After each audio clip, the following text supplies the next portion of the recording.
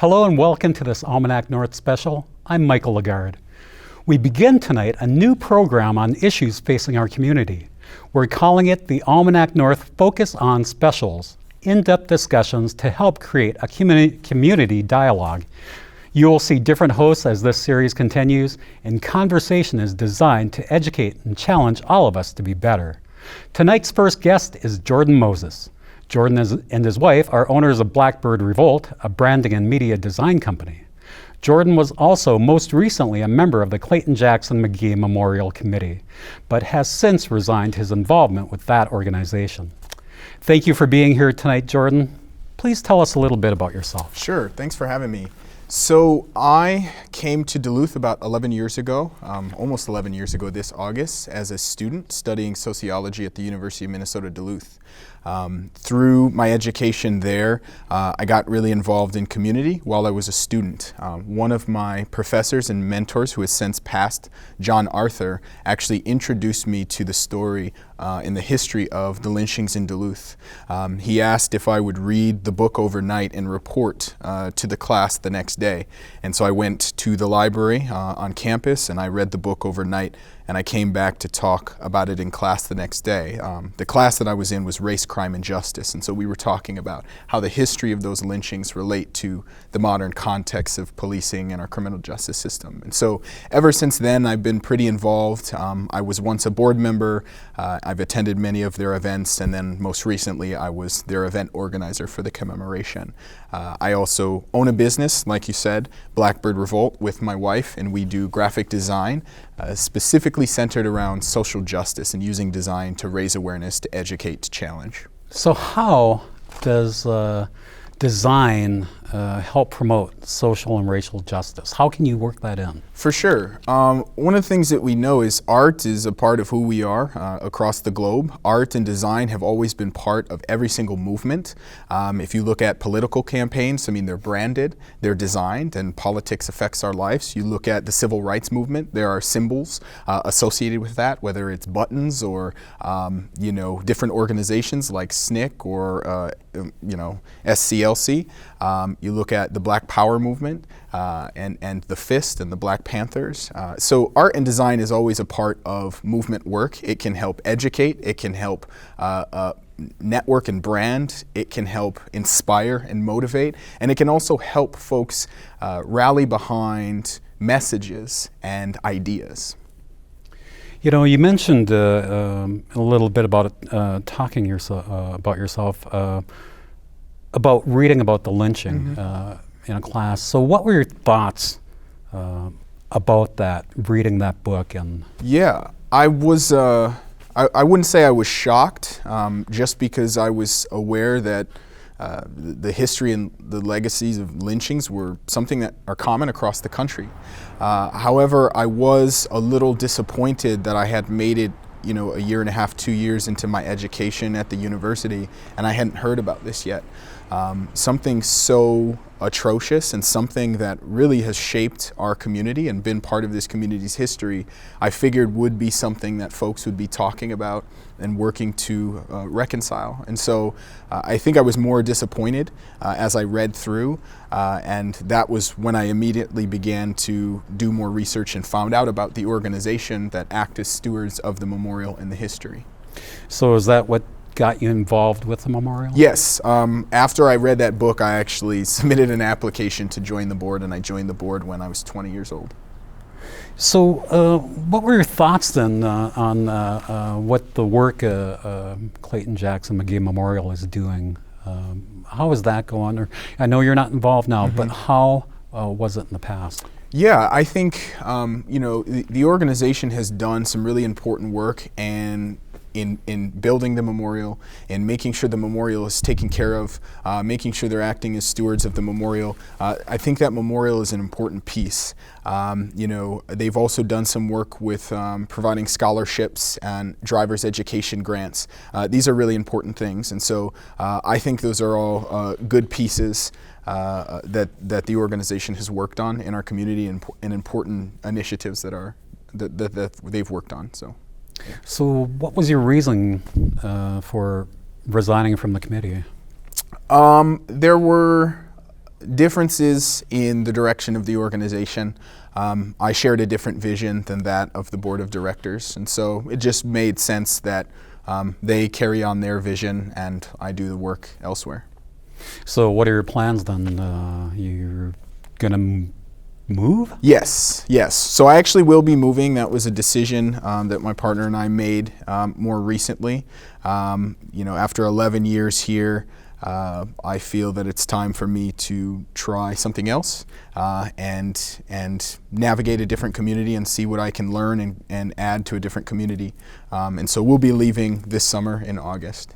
Yeah. Getting back to the Clayton Jackson McGee Memorial and reading about the lynching, what can you tell us about who Max Mason is? For sure.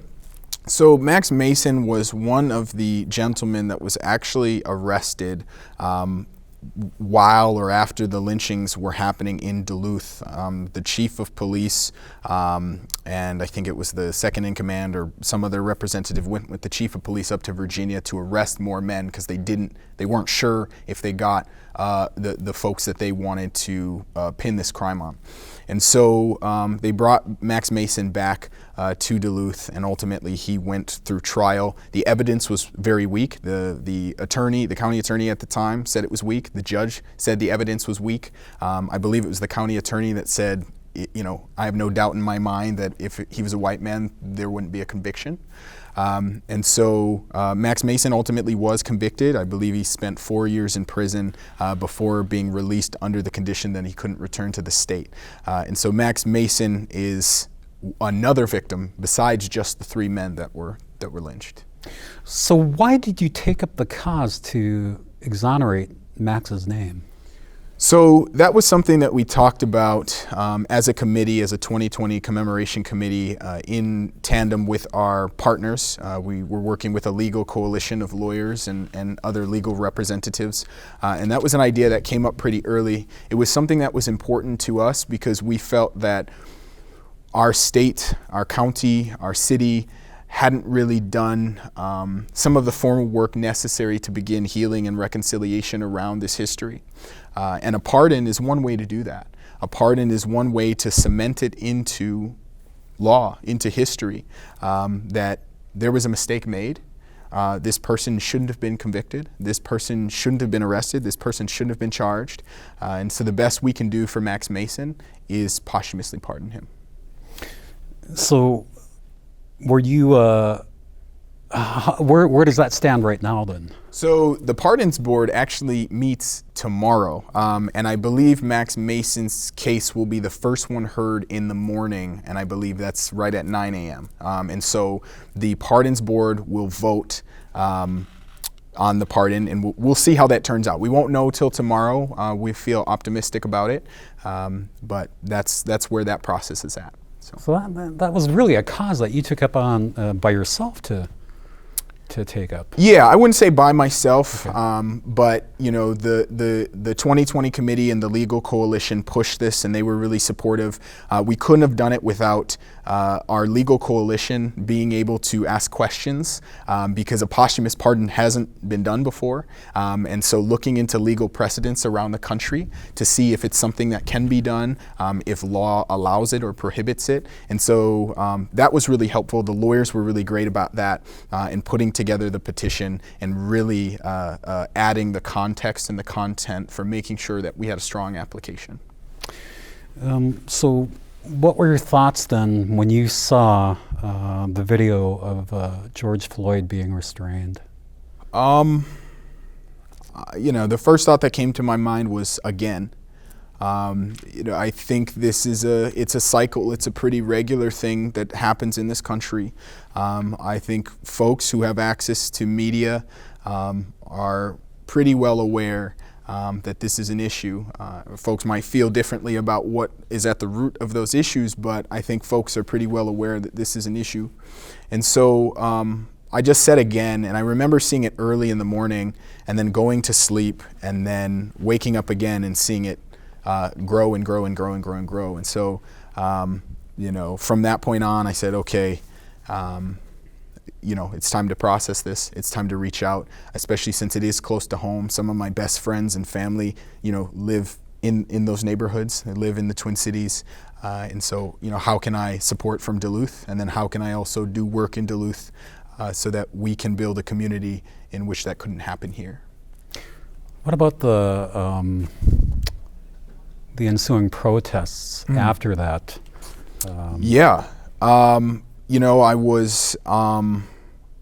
I figured those would happen. Those are that's kind of what typically happens. It's the organic nature of this work and this reality. I will say I was definitely energized by many of the organizers and artists and community members in Minneapolis engaging in these protests in ways that I haven't seen before, I haven't seen in a long time. And utilizing art, utilizing mutual aid networks, and finding ways to support community through this process and really acknowledge this to a level that I haven't seen in my lifetime. So how do we move forward then? I think the biggest thing is mass systemic and cultural change. We live in this country where racism is rampant. Racism is built into the core of many of the systems that we all live within and operate in. It's so well built in that most folks don't understand or see what is really at play and why these realities are the way that they are. And so for us, as communities, as cities, as counties, as states, as a country, we need to figure out how we vastly overhaul and deconstruct and defund and dismantle the things that perpetuate and create these issues. And we actually need to redistribute power and resources to communities so that communities can have our own self-determination, so that we can shape spaces and neighborhoods where we can all truly be safe and truly thrive and have opportunity and equity and peace and safety and justice. Jordon, I feel like we've just barely even touched the surface of this issue. I just want to thank you for coming on tonight, and thank you for the words. Of course. Thank you so much for having me. Thank you.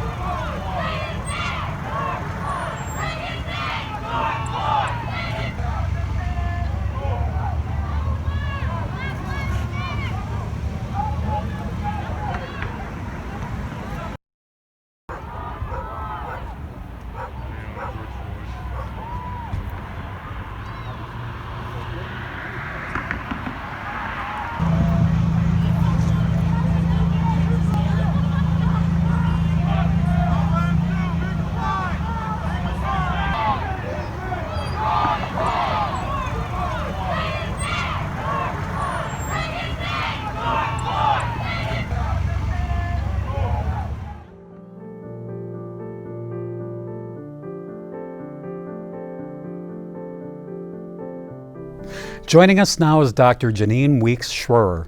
Dr. Schroer is a philosopher of race and feminist theory and an assistant professor at the University of Minnesota Duluth. Dr. Schroer, thank you for coming on tonight's show. What can your research tell us about the current state of affairs regarding the issues of race and racism? Well, my research covers a broad swath of questions around race and racism, and is specifically aimed at thinking about the politics of things like social justice movements and the ethics. I'm interested in understanding what individual folks can do to respond to complicated systemic structures. So my research is basically all about trying to figure out how to address the circumstances that we're in right now. And Jeanine, and I hope you don't mind me calling you Jeanine, but why do we find it so hard to discuss the issues of race and racism? We have been participant in a very long-standing story about what racism is, and about how we should understand it, and about how we should respond to ethical questions, respond to it, that is dysfunctional. The story we've been told is a lot about how bad racist people are and how horrible racism is.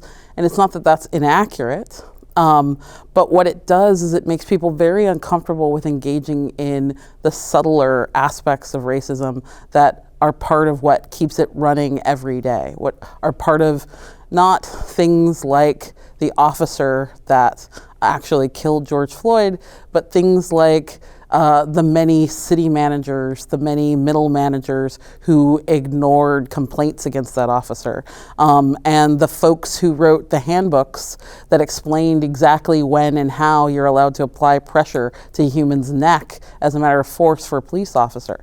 Those folks don't conceptualize themselves as part of racism, but their actions are definitely part of the structure that causes racial harm.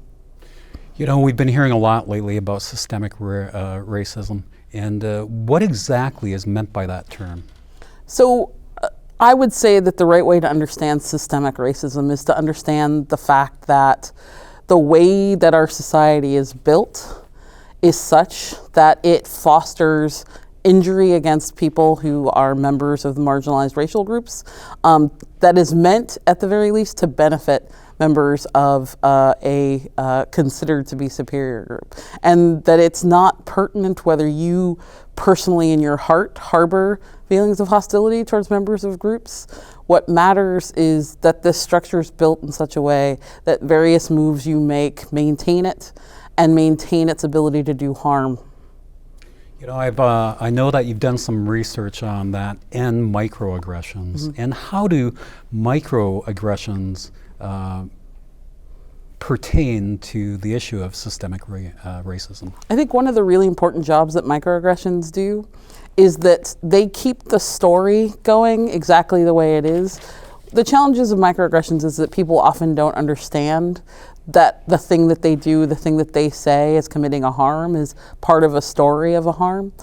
So you ask a sort of brownish person where they're from, and this implies that they're exotic, this implies that they're other, this implies that they're not part of you, that they weren't born in the city, that they're not part of your community. And that may or may not be what you intend, but it's part of what you communicate, not just to that person, but to everybody within earshot. You keep telling the story about who's part of us and who isn't. And microaggressions do that work every day on this very low level that allows us to maintain this sort of overall perception of our innocence about racial harm. You know, there's a great quote by Toni Morrison, and I'm only going to paraphrase it, but she makes the case for race being a social construct, and that there's only one race, of course, the human race. Do you agree with that? Well, I'm a constructivist about race. I do believe that the right way to understand what we're doing when we use racial language is we're talking about the way our society is composed. We historically have taken ourselves to be talking about something about bodies, but that's part of the work that that concept does in constructing our society. Wouldn't a better term be, instead of race, maybe talk about culture? So the challenge is, and the reason why we have racial language and we use that instead of culture, races don't have cultural identities. And here's what I mean, right? I'm African American, Black is my preferred vernacular. I have some things in common with some Black folk. I don't have some stuff in common. I don't have a lot of things in common with other Black folk. Culture usually is about really substantive commonalities in how you live your lives. The purpose of race as a concept was to tie identity to the body in a way that was immutable, to make people into categories that they couldn't escape. Talking about culture is a better way for us to go forward because it tells you more real facts about a human person. But culture doesn't do the work that race does because the work that race does is about dividing us. along the same line, what about white privilege? Is there such a thing as white privilege? Sure. I think the easiest way to conceptualize it is to think about video games. There are games that have different difficulty settings. So white privilege is a way of having your game set at a relatively low difficulty setting. It doesn't mean that there's no challenges. It doesn't mean things are always easy. It doesn't mean that there won't be devastating and horrible things that happen to you. It just means that in the context when those things happen, there will be more ease than it would be if you had it set at a higher difficulty setting. So white privilege is real. It doesn't mean that your life is easy or perfect. It's just easier comparatively to somebody who might be identical to you except for their race. You know, we've heard off and on over the years some horrible stories. The Tillman boy who was murdered, other horrible stories, but there is one I think that just is so horrendous, and that is the Tulsa Massacre. And I don't think a lot of people know about that. And what can you tell us about that? The Tulsa Massacre is it's an event that occurs in a lot of towns' histories where, similar to what happened here in Duluth, a big accusation was made against a young black person. And the law responded however it did, but facilitated or ignored a hyper response from a white community, a young black person supposedly committing offense against a young white person. And that community came forward and acted with outrageous and extraordinary violence. In Tulsa, I believe 35 or 36 people ended up being dead, 25 or 26 black people, and 10 white people, as well as thousands who were hurt. After a mob came forward to supposedly promote and provoke justice in what turned out to be a non-crime. You know, when we hear about these things and how do we get past them, and I've heard that restorative justice and reconciliation is one way to go about that. But what can you tell me about the two terms? How do they differ from each other? So the right way, I think, to think about sort of reparation or restorative justice versus reconciliation. Reconciliation justice is a practice that's meant to bring parties together, usually especially for the hope of coming to some common perception, and possibly for establishing a shared view of what an accountable party can do to make right the injury that they've caused. Reparation involves a recognition that sometimes a harm that's been done can't be reconciled. When you take the lives of 3 young men, what you have to do is to pay back a history of harm, not just sort of make right with a particular individual, because sometimes that's not available. The history of lynching in this country has devastating injury that goes far beyond the already egregiously high penalty of young folks losing their lives. The legacies are loss of property, loss of wealth, an ongoing history of poverty, lack of access to sort of meaningful resources in society like education, healthcare, lack of trust.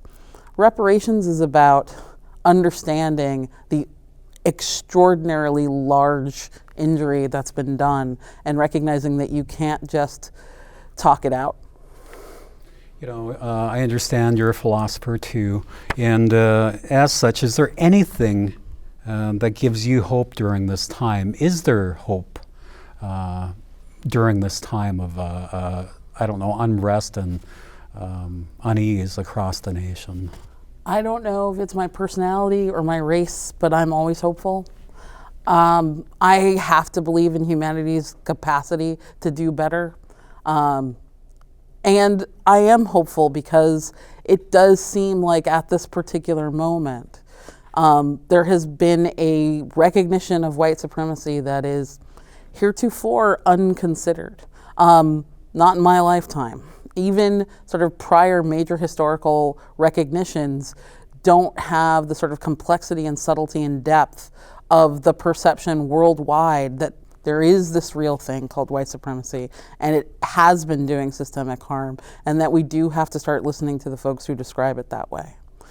And Jeanine, just like I mentioned to Jordon, I think we're just touching the surface of this issue. Thank you for coming on to this show. I want to thank our guests for joining me on this Almanac North focus on systemic racism. Our plan is to continue this conversation in the coming weeks as we focus on the challenge of racism and equitable society for all.